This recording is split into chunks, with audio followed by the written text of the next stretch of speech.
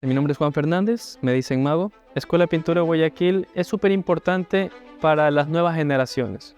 Este tipo de propuestas es muy difícil que se vuelvan a hacer y a la vez hacer una selección bastante detallada de artistas que en su mayoría, si no fuera por esta exposición, no se los volvería a ver.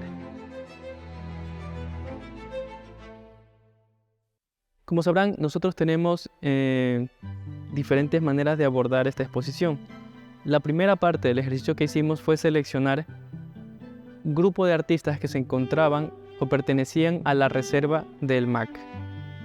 En esta reserva encontré la gran mayoría de los referentes antiguos que voy a presentar en esta exposición.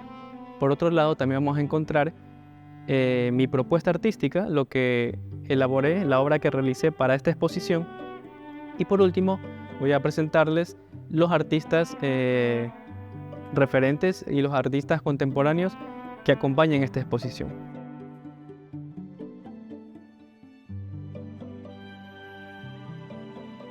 En primer lugar tenemos los artistas que pertenecen a la reserva, que están en esta esquina. Estos artistas no solamente son como los referentes principales del arte en Guayaquil, sino también que prácticamente son los iniciadores de lo que conocemos como Escuela de Guayaquil. Prácticamente muchos de ellos fueron formadores, se formaron también en las principales o en las primeras escuelas de pintura en Guayaquil. También tenemos artistas que son muy reconocidos, como por ejemplo Eduardo Kickman. Eduardo Kickman es un artista que, si bien nacionalmente es súper conocido, en Guayaquil tuvo cierta o muy poca inserción en la parte artística, profesionalmente hablando, pero que repercutió bastante en las casas o en los hogares de los guayaquileños, ¿no? Encontrabas pinturas o copias o réplicas de la obra de Kickman en muchísimas casas, por lo que considero que es fundamental que se encuentre en esta exposición. También vamos a encontrar, por ejemplo, artistas u obras que no son muy conocidas de artistas famosos. Por ejemplo, la obra de Rendón.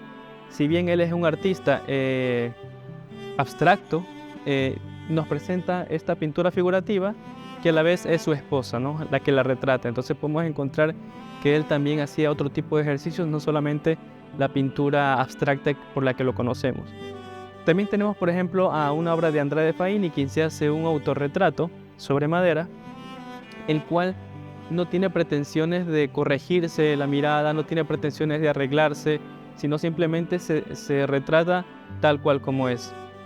Y eso es importante dentro de este proceso artístico. También podemos ver la obra de Eduardo Solafranco. Si bien la obra de él, aquí podemos ver un retrato que es de su expareja, podemos encontrar en el tipo de pintura que él realiza, y si se investiga un poco más sobre el artista, es como que ilustra o pinta su diario, su manera de vivir. Lo ilustra en diferentes técnicas, estilos, y él tiene una acumulación inmensa de este tipo de obras. Los referentes para las nuevas generaciones yo creo que son fundamentales, sobre todo para conocer que ya se ha hecho algo, porque ahora con las redes sociales, como todo es muy rápido, o las nuevas tecnologías, todo prácticamente es para allá. Se olvida de que hubieron otras personas que lo hicieron. Por este lado encontramos una obra un poquito más suelta, por decir, por los materiales, por las técnicas o los soportes, pero por ejemplo encontramos una de las primeras pinturas o por llamarlo así, como las primeras etapas de diferentes artistas. Por ejemplo, Juan Villafuerte, que tiene una obra bastante interesante, y aquí se lo encuentra retratado un poco más joven, y ya se puede ver desde la pincelada que él controla perfectamente las técnicas pictóricas, o por lo menos el lenguaje pictórico, las luces, las sombras. O sea, es una pintura súper agresiva que no necesariamente se hacía en esa época.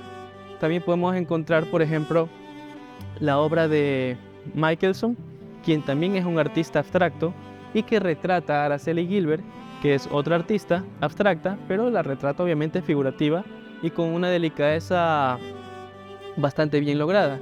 Entonces, en esta exposición podemos encontrar obras de Michelson que se encuentran en otras salas y que se ve verdaderamente cuál es la producción artística, pero encontramos también, al igual que en Rendón, otro tipo de propuestas. O sea, son artistas que manejaban diversas técnicas o diferentes maneras de pintar. Encontramos una de las primeras mujeres artistas guayaquileñas, bueno, es esmeraldeña, pero prácticamente su obra madura bastante en Guayaquil, y es como de las precursoras o de las autoras de lo que hoy conocemos como el arte guayaquileño, ¿no? Alba Calderón de Gil era una pintora que hacía pintura del realismo social y retrataba prácticamente lo que no se mostraba en los otros tipos de pintura, ¿no? Y también tenemos una obra de Jaime Villa. Él es un artista bastante reconocido y bueno, merece estar en esta exposición. Por otro lado, tenemos mi propuesta artística. Como verán, esta selección se basa bastante en el retrato o el autorretrato, entonces yo decidí para esta exposición hacer un autorretrato. Esta obra llamada Ensimismado 2 lo que hace es como una referencia a una obra anterior llamada Ensimismado 1 que tenía una escala muy similar y la composición era muy parecida, que era simplemente un retrato en primer plano. La idea era presentar la pintura inicial, era hecha en técnica de plastilina y en este caso decidí hacer una versión muy similar pero al óleo, como para simular una especie de carta de presentación para volver a mostrar lo que voy a retomar en este año y mi futura producción. Esta obra dialoga con una obra realizada en el 2015 que se llama Bullying. Esa obra en sí, Bullying, está colocada boca abajo a propósito porque la idea era hacerle bullying a la pintura. Si nos acercamos podemos ver que tiene bastantes rayones, raspones. Esa obra fue maltratada a propósito y tiene mucho que ver o muy parecido con la obra que realizo, ¿no? Todas tienen este proceso técnico pictórico de lastimar la obra y que se vea verdaderamente simplemente lo que la imagen o la figura o la fotografía que se tomó de referencia quería mostrar. Y ahora podemos ya pasar a los artistas que he seleccionado. Keikly Solórzano es una artista que, si bien es una de las más jóvenes en esta exposición, ya tiene algunos premios a su haber. Ella lo que nos muestra aquí es una serie de dibujos que utilizan el pan de oro de una manera un poquito más libre, más suelta, y en estos dibujos lo que ella intenta plasmar son como historias o fragmentos de imaginarios que ella sostiene que pueden ser o inventados o podrían ser autorreferenciales. Esta obra tiene mucha relación con la práctica artística que ella también está desarrollando desde la escultura. Entonces ella señala que estos dibujos son como jeroglíficos o como vestigios de lo que su producción artística va a mostrar. Entonces, en teoría, esta obra tiene mucha relación con lo que ella pretende hacer en el futuro. Por otro lado, tenemos la obra de Patricia Meyer. Esta pintura, llamada El sábado pinto flores, es una pintura realizada en el 2005 que a primera vista parecería un simple bodegón, pero lo que ella sostenía era que cuando estaba dando clases y estaba hablando sobre la mujer en la historia del arte, un estudiante había hecho un comentario que decía que las mujeres solamente pintan los sábados, que las mujeres no deberían estar en la historia del arte. Entonces ella, a manera como de protesta hacia ese tipo de pensamientos, produce esta pintura que es como la copia de una pintura de una artista mujer del siglo XVIII que hace una réplica y coloca con letras grandes El sábado pinto flores a manera de protesta y lo envía a un salón de Julio, la cual fue seleccionada. Estamos hablando del 2005, donde pertenecer o entrar a ese salón era de bastante prestigio, tenía mucho mérito hacerlo. Una de mis obras favoritas en este momento, yo creo que estarían en dos, en la de Pamela Hurtado, ya que es una artista que conozco desde hace algunos años y he visto su proceso artístico.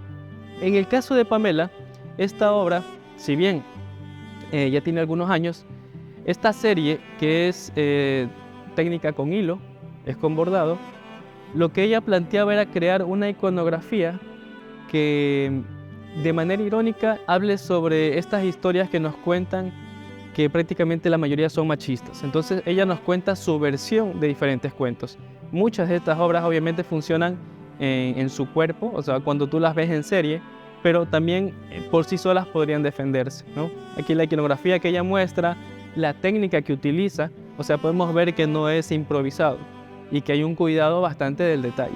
Y posiblemente también la obra de Jorge Velarde, que como lo mencioné antes, es como uno de mis principales referentes, maestros dentro de la pintura. Actualmente somos muy buenos amigos y que creo que sería como una de las pocas obras o de las obras que yo me gustaría tenerlas y que tal vez no las pueda tener, ¿no? Entonces, una de estas dos obras.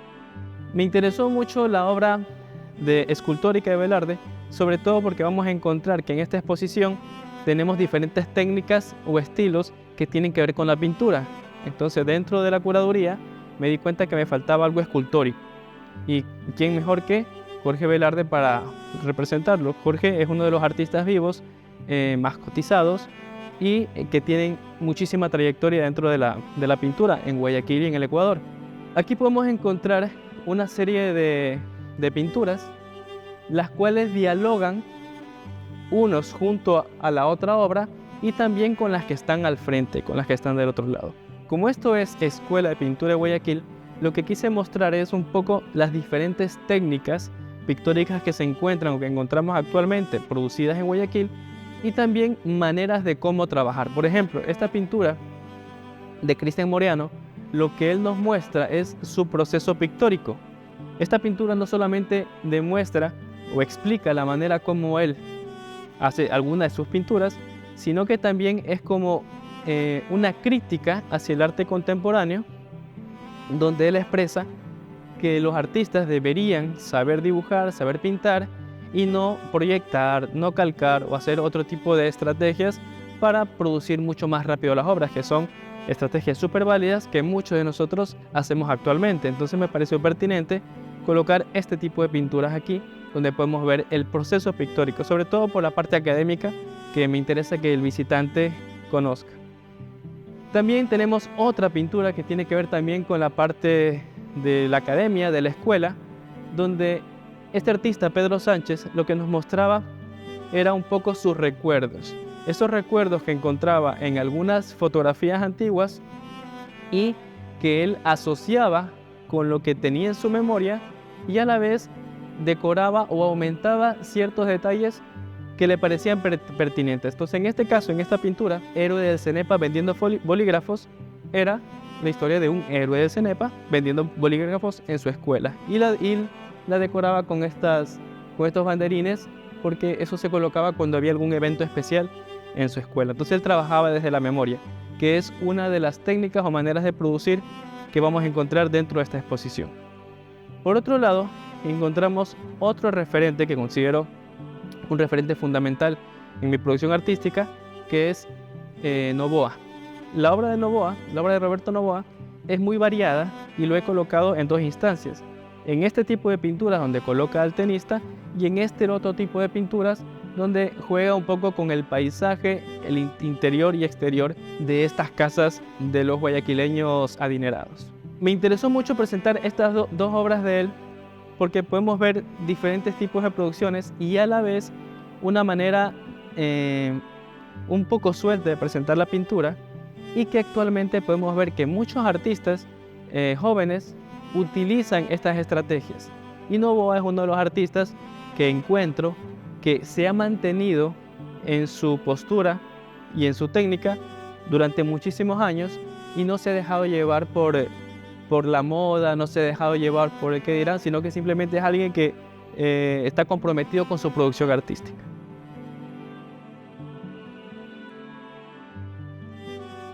Otra artista que tenemos aquí es Danisa Oscokovich.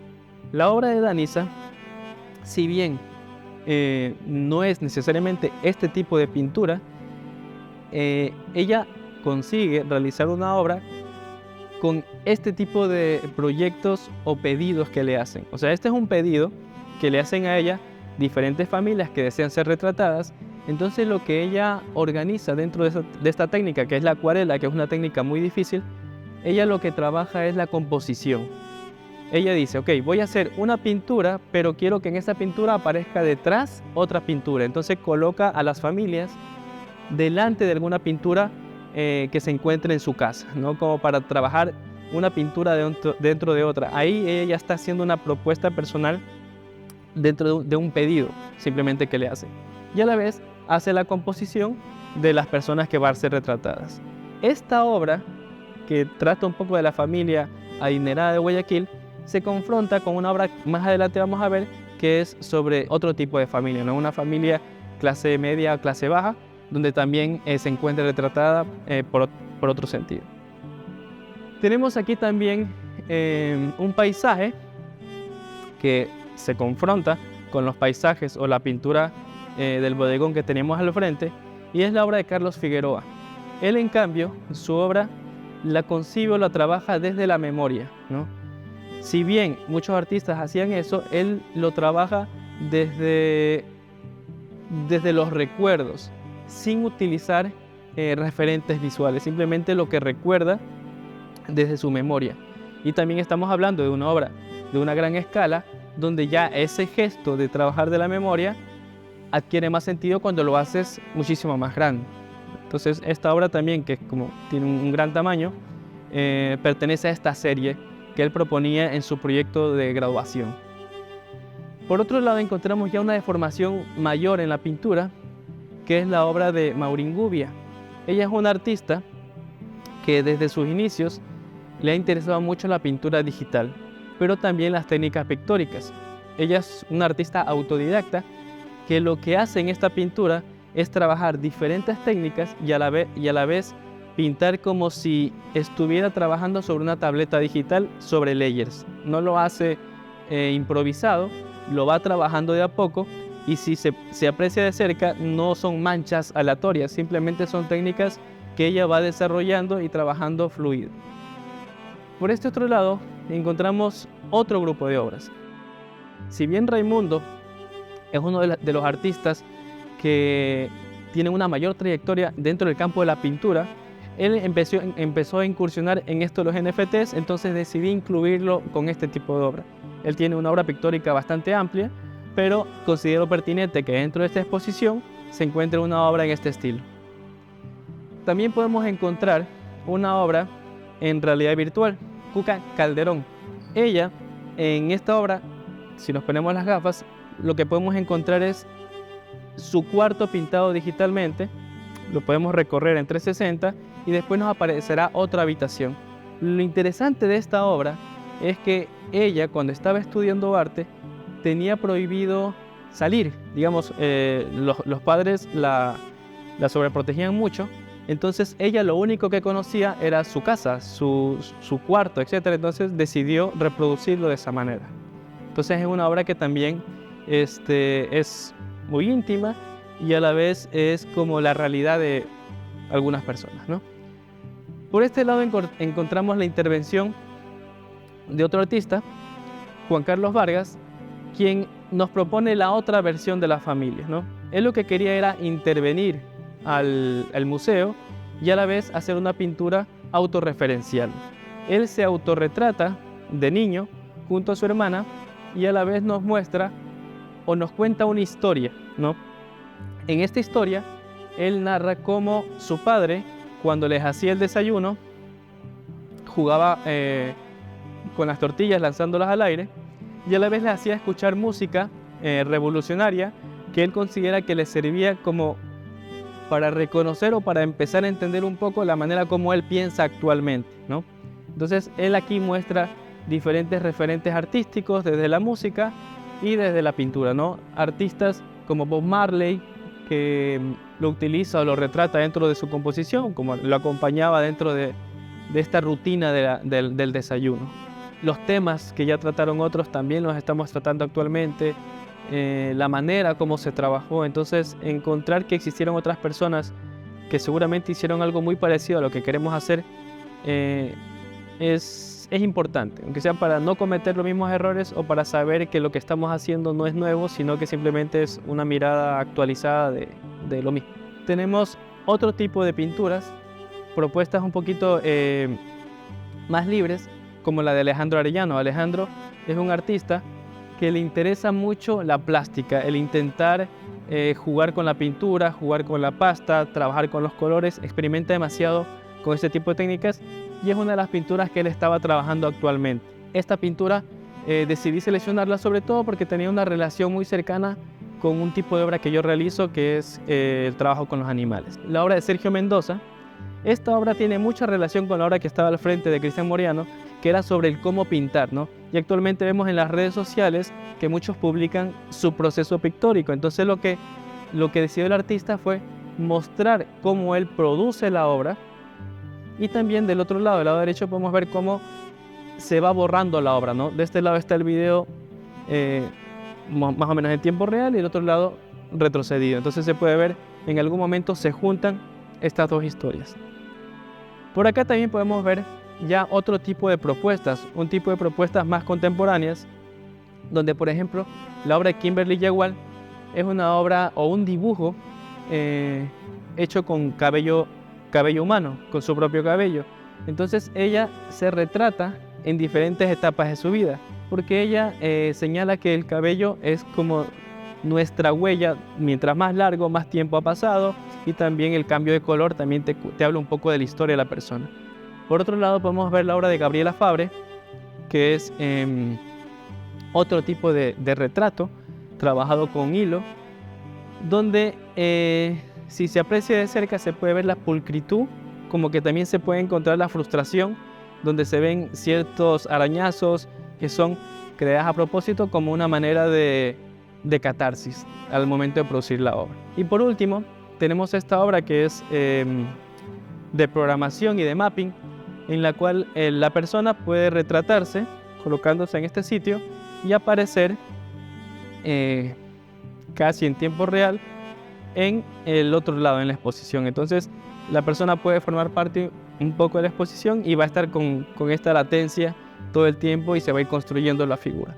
Entonces casi nunca va a retratarse completamente y la idea es esa, de jugar con el espectador.